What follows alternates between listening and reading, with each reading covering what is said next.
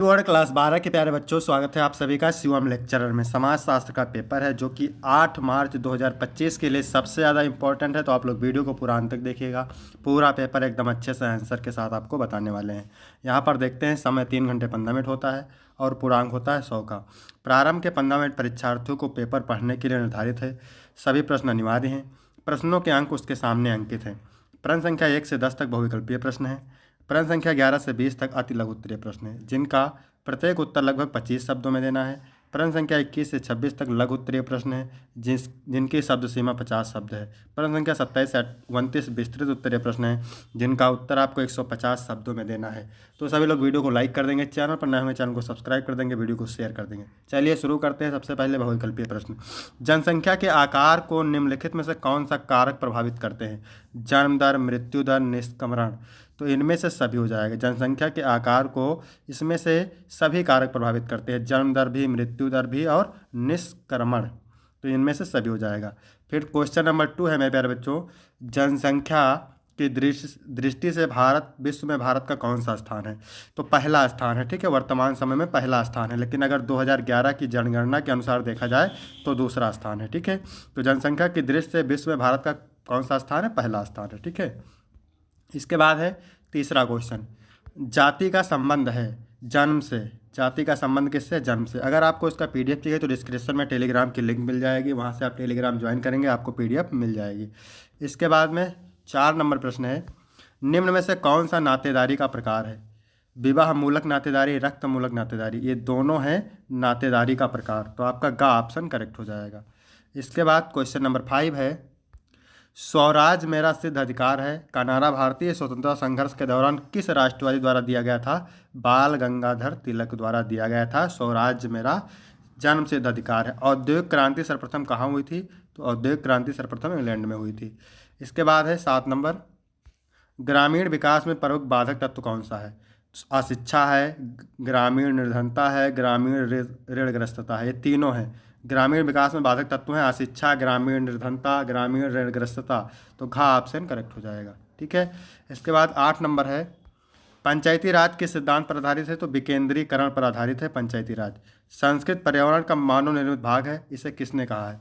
हर Covids ने कहा है संस्कृत पर्यावरण का मानव निर्मित भाग है।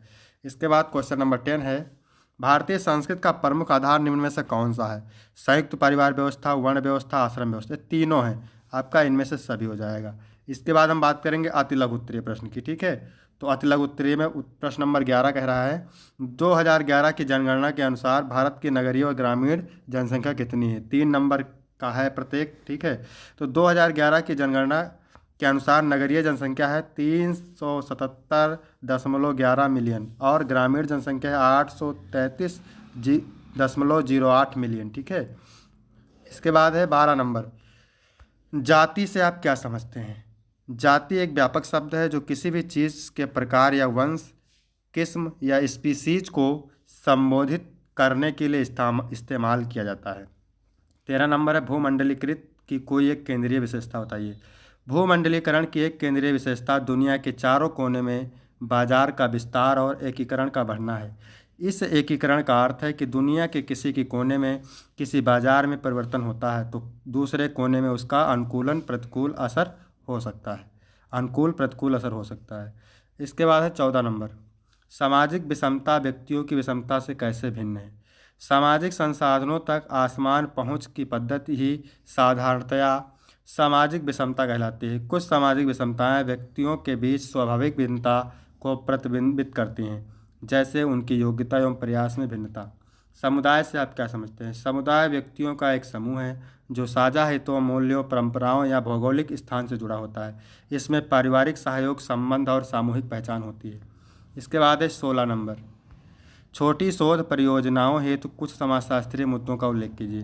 तो पहला है सार्वजनिक परिवहन, दूसरा है सामाजिक जीवन में संचार माध्यम की भूमिका, तीसरा घर परिवार में काम करने वाले उपकरण एवं घरेलू कार्य, चौथा है सार्वजनिक स्थान का उपयोग, पांचवा विभिन्न आयु वर्गों में बदलते हुए आकांक्षाएं। फिर 17 नंबर प्रश्न है, औद्योगिक समाज की 3 विशेषताएं। तो औद्योगिक समाज की 3 विशेषताएं इस प्रकार हैं। पहला है बड़े पैमाने पर उत्पादन के लिए प्रौद्योगिकी और भारी मशीनरी का व्यापक उपयोग करना। दूसरा है श्रम विभाजन के लिए उच्च क्षमता वाली बड़ी आबादी का समर्थन। फिर है तीसरा श्रम बाजार की उपलब्धता। इसके बाद है 18 नंबर आधुनिकीकरण की दो विशेषताएं। तो आधुनिकीकरण की दो विशेषताएं निम्नलिखित हैं। पहला है इसमें नगरीकरण में वृद्धि, समानता, स्वतंत्रता तथा प्रजातांत्रिक मूल्यों का विकास होता है। दूसरा है यह विज्ञान और प्रौद्योगिकी विकास की आत्मा है, इससे भिन्न प्रकार के ज्ञान और अनुभव में वृद्धि होती है।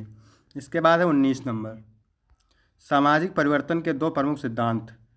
विकासवाद सामाजिक कर्मिक रूप से सरल से जटिल रूप में विकसित होता है। संघर्षवाद सामाजिक परिवर्तन सत्ता वर्ग संघर्ष और असमानता से उत्पन्न होता है।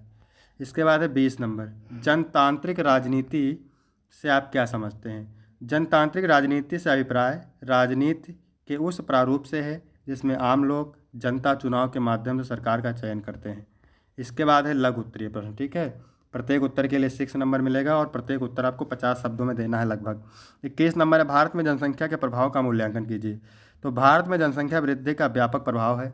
यह आर्थिक विकास, संसाधनों की उपलब्धता, रोजगार, स्वास्थ्य सेवाओं और पर्यावरण पर दबाव डालती हैं।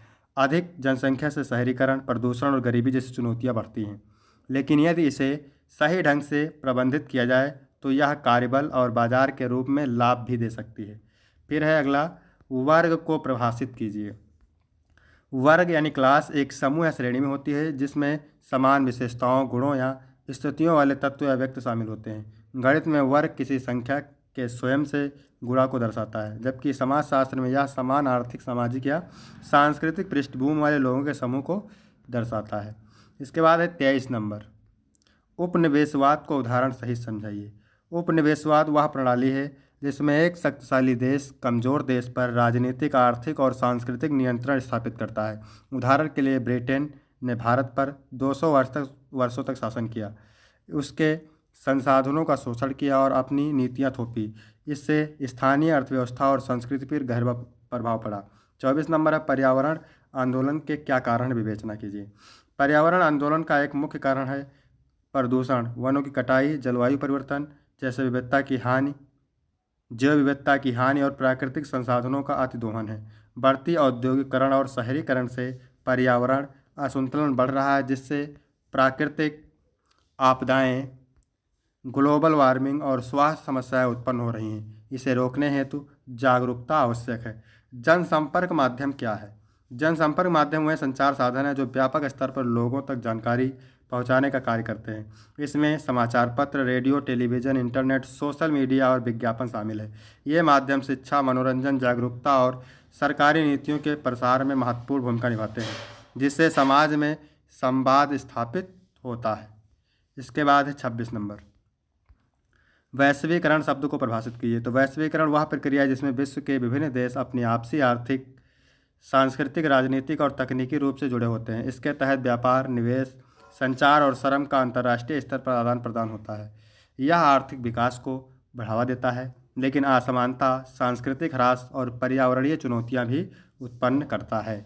इसके बाद है विस्तृत उत्तरीय प्रश्न। ठीक है, तो प्रत्येक उत्तर 8 अंक का है।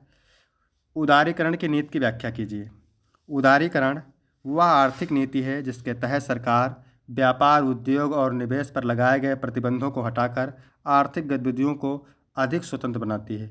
इसका उद्देश्य निजी क्षेत्र को बढ़ावा देना, प्रतिस्पर्धा बढ़ाना और विदेशी निवेश को आकर्षित करना होता है। भारत में 1991 में आर्थिक संकट के कारण उदारीकरण की नीति अपनाई गई, जिसके अंतर्गत सरकारी नियंत्रण कम किए गए, निजीकरण को बढ़ावा दिया गया और वैश्विक अर्थव्यवस्था से जुड़ाव बढ़ाया गया। इसी नीति से उद्योग का विकास हुआ, रोजगार के अवसर बढ़े और तकनीकी उन्नति हुई, लेकिन इससे आर्थिक असमानता और छोटे उद्योगों के समक्ष चुनौतियां भी उत्पन्न हुई।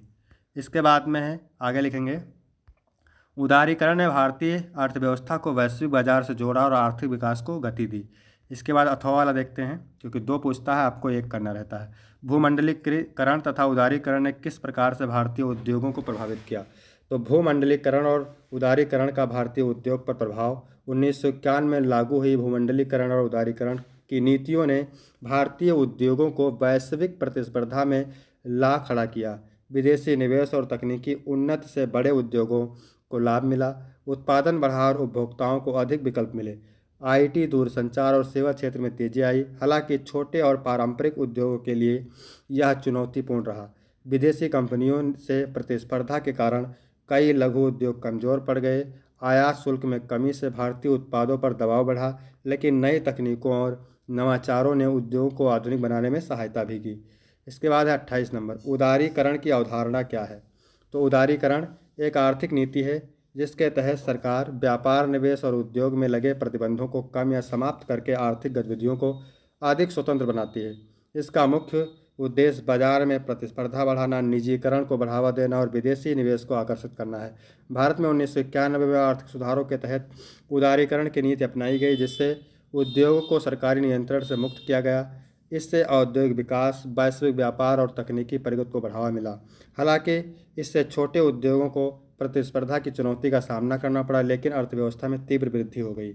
इसमें भी अथवा करके दो पूछता है, एक करना रहता है। तो अगला है, भारत में हुए किसान आंदोलनों पर प्रकाश डालिए। तो भारत में प्रमुख किसान आंदोलन। भारत में समय समय पर किसानों ने अपने अधिकारों और समस्याओं के समाधान के लिए आंदोलन किए हैं। कुछ प्रमुख किसान आंदोलन निम्नलिखित हैं। पहला है चंपारण सत्याग्रह। ठीक है, चंपारण सत्याग्रह में ये कब हुआ था? 1917 में महात्मा गांधी के नेतृत्व में हुआ। यह पहला बड़ा किसान आंदोलन था जिसमें बिहार के किसानों ने नील की जबरन खेती के खिलाफ संघर्ष किया। खेड़ा सत्याग्रह 1918 में हुआ था। गुजरात के किसानों ने महात्मा गांधी के नेतृत्व में सूखे के बावजूद कर वसूली के खिलाफ आंदोलन किया। बारदोली सत्याग्रह 1928 में वल्लभ भाई पटेल के नेतृत्व में किसानों ने कर वृद्धि का विरोध किया और सफलता प्राप्त की। तेलंगाना आंदोलन 1946 से 1951 में, यह सामंतवाद और जमींदारी प्रथा के खिलाफ था। 1918 का किसान आंदोलन महेंद्र सिंह टिकैत के नेतृत्व में दिल्ली में किसानों ने फसल के उचित दाम और कर्ज माफ़ी की मांग की। 1988। ठीक है, फिर है 2020-21 किसान आंदोलन। नए कृषि कानूनों के विरोध में यह ऐतिहासिक आंदोलन हुआ जिससे अंततः सरकार ने वापस ले लिया। इस आंदोलनों ने किसानों के अधिकारों की रक्षा में महत्वपूर्ण भूमिका निभाई। इसके बाद है 29 नंबर, क्या कह रहा है? भारत में प्रमुख समाज सुधारक आंदोलनों का वर्णन कीजिए। तो भारत में प्रमुख समाज सुधारक आंदोलनों का उद्देश्य सामाजिक बुराइयों को समाप्त करना और समाज में समानता स्थापित करना था। कुछ प्रमुख आंदोलन इस प्रकार हैं। पहला है ब्रह्म समाज। 1828 में स्थापना हुई ब्रह्म समाज की, राजा राम मोहन राय द्वारा शुरू किया गया। यह आंदोलन सती प्रथा, जातिवाद और अंधविश्वास के खिलाफ था। आर्य समाज, यह 1875 में हुआ। स्वामी दयानंद सरस्वती, ठीक है, ने वेदों के महत्व को पुनर्स्थापित करने और छुआछूत मूर्ति पूजा का विरोध किया। सत्य शोधक समाज, ये 1873 में हुआ। ज्योतिबा फुले ने इसे शूद्रों और महिलाओं के अधिकारों के लिए शुरू किया। राय कृष्ण मिशन, ये हुआ था 1897 में। स्वामी विवेकानंद ने समाज सेवा और शिक्षा पर जोर दिया। ठीक है, इसके आगे है पांचवा, क्या कह रहा है? अछूत्योद्धार आंदोलन। डॉक्टर भीमराव अम्बेडकर ने दलितों के अधिकारों और समानता के लिए संघर्ष किया। विधवा पुनर्विवाह आंदोलन, ईश्वर चंद्र विद्यासागर ने विधवा विवाह का वैध करने के लिए आंदोलन किया। इस आंदोलन ने भारतीय समाज में जागरूकता और प्रगति की दिशा में महत्वपूर्ण योगदान दिया। फिर अथवा करके है, देखते हैं क्या है। जनजातीय संघर्ष से आप क्या समझते हैं? जनजातीय संघर्ष से तात्पर्य उन आंदोलनों और संघर्षों से हैं जो भारत के आदिवासी समुदायों द्वारा अपने अधिकारों, संसाधनों और सांस्कृतिक पहचान की रक्षा के लिए किए जाते हैं। भारत में जनजातीय समूहों को अक्सर भूमि अधिग्रहण, विस्थापन, शोषण, विकास परियोजनाओं और सामाजिक भेदभाव जैसी समस्याओं का सामना करना पड़ता है, जिससे संघर्ष उत्पन्न होते हैं। ठीक है, पहला है संताल विद्रोह। ब्रिटिश शासन और जमींदारों के शोषण के खिलाफ संताल जनजाति का विद्रोह हुआ। भील आंदोलन, भील समुदाय ने भूमि अधिकारों और शोषण के खिलाफ संघर्ष किया। नक्सलवादी आंदोलन, यह आदिवासी समुदायों के अधिकारों और शोषण के खिलाफ सशस्त्र संघर्ष के रूप में उभरा। झारखंड और छत्तीसगढ़ आंदोलन, ये राज्यों की स्थापना के लिए हुए ताकि आदिवासियों को अधिक स्वायत्तता मिल सके। जनजातीय संघर्ष आमतौर पर अपने संवैधानिक अधिकारों, भूमि और संस्कृति की रक्षा के लिए लड़े जाते हैं। ठीक है, तो यहाँ तक वीडियो कंप्लीट हुआ। वीडियो कैसा लगा? वीडियो अच्छा लगा तो वीडियो को लाइक करेंगे, चैनल को सब्सक्राइब करेंगे। धन्यवाद।